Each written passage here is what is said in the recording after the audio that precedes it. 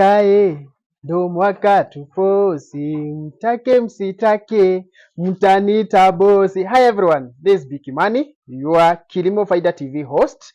This year we said we're talking about agribusiness. We want to be rich together, we want to create employment together. That's why today I visited Charis farm on your courtesy. Mumeniagiza na mimi nitafanya. Mmeniambia mngetaka kujua tutafuga mbuzi wa maziwa jinsi gani, tunazo breeds gani, tutaweza kuwajengea vipi, tutaweza aje kuwatunza, kuzuia magonjwa.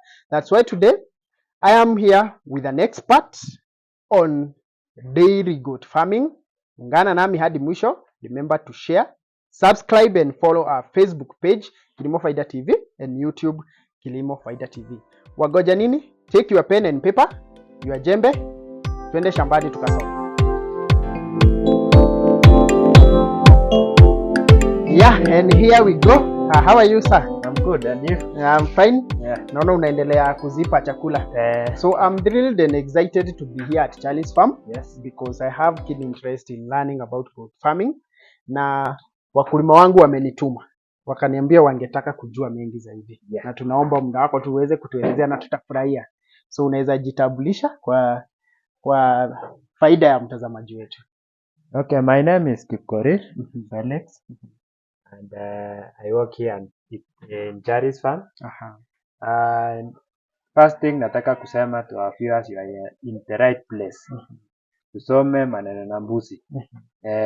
Mbuzi najua tumezoea kikimbia huko nje. So saa hii wacha tusome kuhusu mbuzi mwenye anaweza fungiwa pia. Ndio nashangaa mbuzi amekaa juu, lakini hapo utakuja kuniambia. So naona kuna hao tofauti. Like ni breeds ngapi wana exist tuseme hapa nchini kwetu Kenya, na ni gani ambao mko nao hapa Charis farm? Basically breeds of dairy goats are 4. We have Sanen, and Sanen they are white in color. Okay. We have also Toggenbacks. Toggenbacks are, let's say, they are brown in color. Okay. But their color is dark brown. Okay. And they also have wakona white strips. Okay.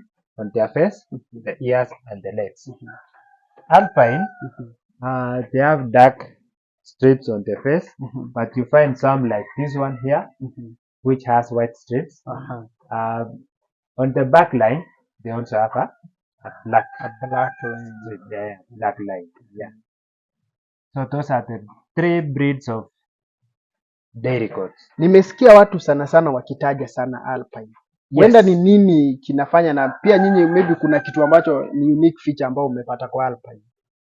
Alpines are tunaita ni mbuzi wa kila mtu. Okay. Because they are the most hardy among the dairy goats, and they are also disease resistant. Okay. So ule mtu mwenye anaweka ndani, mwenye anaweka nje anaweza chukua Alpine. And in terms of milk production, they have the highest butter fat content. Okay. Yes. Nimeona kwa sana hata vile umetanguliza kusema, mtu anachukua mbuzi tumezoea akikimbia. Pia mimi nimejipata wakati mwingine nikiona mbuzi akifungwa kwa barabara. Ni jinsi gani nafaa kujengea mbuzi wangu ndio yako katika mazingira ambayo yanastahili? Mbuzi in general wanakuanga prone to pneumonia wakilala chini. Okay. Because of ile baridi na their urine. So the ideal housing for a goat should be raised to 1.5 meters or 1 to 1.5 meters above the ground with slats. What do I mean? Zile mbao unakata inafaa ikuwe 2 by 1 na ikuwe na spaces katikati, size ya box ya kiberiti. So hiyo size ndio ina allow the droppings and the urine to go down. So for you it will be easier to clean that house, and also you are reducing the amount of ammonia accumulation in the house. Yes. Labda kabla niende mbali, mbuzi moja anatoa lita ngapi za maziwa? Depending na breed. It can produce between 2 liters and 5 liters. Okay. Yes. Na 2 liters to 5 liters. And also that depends with management. Okay. What do I mean by saying management? You control diseases, you give quality feed, and you provide an ideal housing. So those three things should be always kept a constant.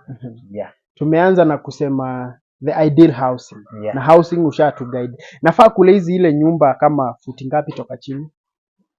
I said 1 to 1.5 meters above the ground. Okay. Yes. Good feeding. What do we mean by good feeding? Good feeding, what I mean is you provide the goat with a balanced diet so that ule mbuzi akishapata balanced diet aweze pia kukuprovidea akutolee maziwa. Because the main purpose ya kuweka dairy goats ni production of milk. And also you need the gifts. Yeah. So tuseme nyinyi kama Charis munao mbuzi like muna breeds ngapi ambazo ndizo mumemeja nazo hapa? The major breeds we have at Charis farm are Toggenburgs and Alpines. Because the two require less management. So in terms of maintenance, they will not cost a farmer so much. Okay. Sanen, they are more of they require a specialized management because those are the goats which are always prone to diseases. They also, because of this kind of tropical environment in Kenya, they do not so much survive. So they require a very moderate environment. And for that normal farmer, maybe who has not gone to school, mwenye hajasoma vizuri, ama that farmer mwenye ako na little knowledge about keeping dairy goats, haezi manage kulea. So I would advise farmers to go for Alpines and Toggenburgs. Yeah. Chakula vyake naona you feeding dry. They are more of a little bit dry. Unaweza recommend chakula zipi kwa mkulima ambaye anataka kuanza kufuga na angetaka kuandaa vyakula vya mbuzi wake? Chakula ya mbuzi iko na aina tatu. What we call the feeders for dairy goats. They are of three. And those three feeders should contain protein, carbohydrates, vitamins, minerals, and let's not forget about water. Water is also a mineral, a nutrient. Clean drinking water.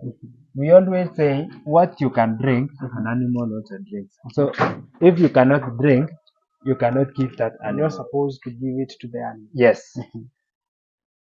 So water is so important. And most farmers, they do force their animal by giving them dry feed. So sources of water for any animal can be through feed. If you can see this one, it has water. The water content is it has water. So if we are feeding these goats, they already have water. There are some proportions of water they get from the feed. Yeah, so not necessarily the direct water, but that should also be provided. So what we are feeding them is semi-dry. That is unakata, unaweka ichomwe na under shade, si kuchomwa na jua direct. Okay. So unaweka under shade so that we don't lose some of the nutrients. Because some nutrients are volatile under sun. So tunaweka kwa jua ikauke kidogo, kwa shade ikauke kidogo, ndio tulishe. So for how long mumekuwa na mkifuga hawa mbuzi hapa Charis for how long? We have from 2018 till now. It's karibia miaka 5. Najua kwa uhakika kuna wakulima ambao sana sana wamekuja kwa mafunzo hapa. Yes. Na lazima wakati ukiwafunza wameweza kujiongea na wakakupea their experience. Unaweza sema ni nini sana kulingana na zile vitu umetaja, ni nini sana wakulima wengi wanaweza kuwa wamekosa ama wanafanya the long way until wakakuja ndio wamekuja na wakajua? What I would say is the technicality of keeping the dairy goats. So that's why, okay, they have that general knowledge of having the goats running in the field. So most of the farmers who come here, they want to advance to the next level of zero grazing their goats. And because of that lack of knowledge out there. That's why they're coming to Charis farm to gain more knowledge on keeping the dairy goats. Okay. Yeah. I'm happy. My farmer, you can see, you have that advantage of the comfort of your phone to be able to watch and learn this golden knowledge. And there's also the aspect of health. Umetuambia kitu ya kwanza, ku raise the ground ina reduce the cases of pneumonia. Yeah. Ni magonjwa gani zingine ambazo mbuzi wa maziwa hupata, na ni vipi ule mkulima anaweza ku maintain health ya mfugo wake? There are so many diseases out there that I cannot exhaust all of them. But with good management, you can avoid most of these diseases. And I always say to our farmers who comes here that controlling or preventing these diseases is better than curing them, because it will cost you a lot of money treating the diseases which you are not very sure that they will really recover. Yeah, they will recover. So some of the things you can do is routine vaccinations. For routine vaccinations, there is a calendar for that. And when you come to Charis farm, we will share all the activities that we do throughout the year in terms of goat production or dairy goat production in general. Apart from vaccination, routine cleaning and proper biosecurity will prevent most of the diseases. So inamaanisha kama mimi kama mkulima nimejenga a zero grazing unit, haifai kuwa pia kila mtu ambaye anapita anakuja kupipini kuona mbuzi wangu. You control the unwanted visitors as much as possible. Okay. If somebody is coming from outside, you never know. Could be from a farm where goats are. Maybe there's a disease. Yes, there's a disease. And you yourself can be a form of transmission from that farm to this one as a formite. Through your clothes, through your shoes, through your hands, you can transmit the same disease from one farm to the other. Yes. Na wakati tunaangalia maybe control of diseases, naona pia mumefanya tagging. Wasaidia pia maybe ku have a record of kila mnyama na record zake, ama it just for identification purposes peke yake? For a serious farmer, you need to do what is called record keeping for each and every goat. Production records, the health records, and the breeding records, all in one card. So that if you, for example, want to know the information about, say, this goat, we can go to the office, check on the records, look at all those records we have kept for this goat from when it was born to today. Yes. That's amazing. So there are different ways of identifying. If you have, say, a few goats, you can identify them by names. Let's say you got a goat from this farm, you can name it Charis. Charis, sure. Yes. And if you have a large number, you can do either tattooing, ear tattooing, or ear tagging. Okay. And for our viewers, ear tagging is like this one. Tattooing is inside the ear. Maybe we can show our cameraman will capture that. Yes.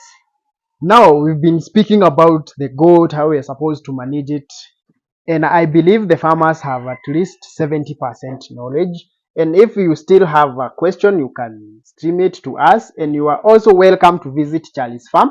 They'll tell us by the end of the video if we are welcome. How profitable is this goat? And I'll start by asking, how long does it take to reproduce? And if I decide maybe to start with one goat, we call it, you give us the actual names. You are our expert today. How long will it take ndio nipate watoto? Na pia kuna siri nataka utupe. Nimesikia sana ama nina huo ujumbe kwamba hawa mbuzi wengi huzaa mapacha. Ni siri gani natumia ndio nipate mapacha, na anachukua muda upi ndio aweze kupata yule mtoto? Thank you. Gestation period for a goat is 5 months. In, it's between 145 and 150 days if you want to count days, but that is roughly 5 months. Okay. So for that goat, when you serve today, you expect that kid in 5 months time, and after that kid is born, it will take currently between 1 year and let's say 1 year 3 months. Yes. So that it can attain the sexual maturity. But winning we do it at 3 months. Yes. Okay. Mm. Na ni siri gani nitatumia huo mbuzi wangu apate mapacha? Ama is it a guarantee bolake una mbuzi wa maziwa yeye huzaa mapacha? Winning for any animal, it's associated with how you feed and the genetics in it. Okay. Yes. So if let's say the mother or the dog was a twin, so it has that genetics in it. With good feeding and also giving a male that was a twin, there are high chances of getting even triplets. The triplets. Yes. So it's not rocket science. Okay. It's scientifically proven that when somebody or an animal is a twin, it has that genes of twinning. Okay. So there is a high possibility of transferring the same gene to the kid. Okay. Yes. So hapa Charis farm, are you selling your daily goods? Can I source one? Yes, you can source one. These are in kid. Okay. You can see them here. Okay. And we are expecting for some nearing. Okay. Some which are 4 months. Okay. How How much will it cost me to acquire one? A dairy coat in kid, we will sell them at 25,000 Kenya shillings. And for the bucks, or some people call them billy coats, the male, we sell them at 20K. 20,000. Yes. One. And then you told me moja inaweza source Charis farm na izae twins. Yes. So inamaanisha kama ni dume watatu ni wafuge mwaka moja, I have 60,000. Yes, we have pedigree goats. Nishaanza kuona pure pedigree goats. Okay. Yes. I congratulate you for that and keep doing this good work. Okay. So what are some of the benefits zenye unaweza highlight zenye zinaweza fanya, you know, there is that person in town or maybe akona some income, is wondering the kind of maybe agribusiness venture to venture in, and there's also youths like us. I like it because you are youth, I'm one, and maybe some people have been so disconnected with agriculture. Maybe they feel agriculture is a career for the dirty people, maybe for the unlearned, for the... How can you enlighten them in regard to daily goat farming? I'll give you an example of our politicians. They make noises in parliament, wanatutetea, but at the end of the day, you hear one, I have a farm. Why? Wako na tai lakini wako na shamba. Sure. Why? Because agriculture is the most profitable venture. I think that's the message of the day. Can you kindly repeat it with a bigger voice for we have our followers who have been wondering why all speak all about agriculture. Hey, our leaders, they are setting a good example for our youths wenye wanataka white collar jobs. So because of that, agriculture, I've told you, is the most profitable venture. Because one, you have one goat or a cow or a chicken, they multiply. With less space, like here in Charis farm, you've seen the kind of space we are putting sure. And we have more than 200 goats. 200 goats? Yes, in this small space. So if young people can venture into this business, then we are moving our country to the next level. So there is a high possibility that we can even cut the issue of unemployment now and then, and create wealth for our country. This is a source of self-employment, sure, for our youth. And also after starting the same, you can also be a source of employment. Like for me, I'm employed here because of Madam Joyce, Sure. the director. Yes, she saw the good in agriculture. She saw the benefits of doing it, and then we are now here as experts for her. Yeah, sure. Move her to the next level. Sure. Yes. And move the country to the next level. We are moving the country to the next level. Now, speak to our farmers about them visiting Charis Farm, what they can benefit in regards to the trainings. You can also enlighten them on what they require to visit and any other details that you feel it's relevant for them. Because for us, we give them 30%, 70%, come and witness it yourself. I'll start by saying goat milk is a delicious meal for anybody because it's highly digestible, have a high level of calcium in it, and also zero allergens. That's why when you go to hospital, if you have allergies to do with milk, they advise you to go for the goat milk. So to our farmers, come to Charis Farm, get enlightened on dairy goat farming and any other enterprise within Charis Farm, so that you can also take this country to the next level in terms of agriculture. So when they want to visit, is there a number you can kindly give them so that they can contact you? Yes, the number is 0714-731-426. And you will find our director, Madam Joyce. She'll pick your calls. You can arrange on if you can book or arrange on any day you are free from Monday to Saturday, and we will educate you. We will instill in you knowledge on different ventures in agriculture and profitable businesses. So yes, we appreciate so much. Thank you, Felix, for taking your time, and we are sure our farmers have really benefited from this knowledge. My farmers, you have seen it, you have heard it. It's now your time to witness it. Now kuwe bosi kama mimi. So having heard that, follow our page Kilimo Faida TV, YouTube Kilimo Faida TV. Keep tuned for more because we keep bringing you relevant, factual, and reliable agricultural information. Until next time, I was your host, Bikimani.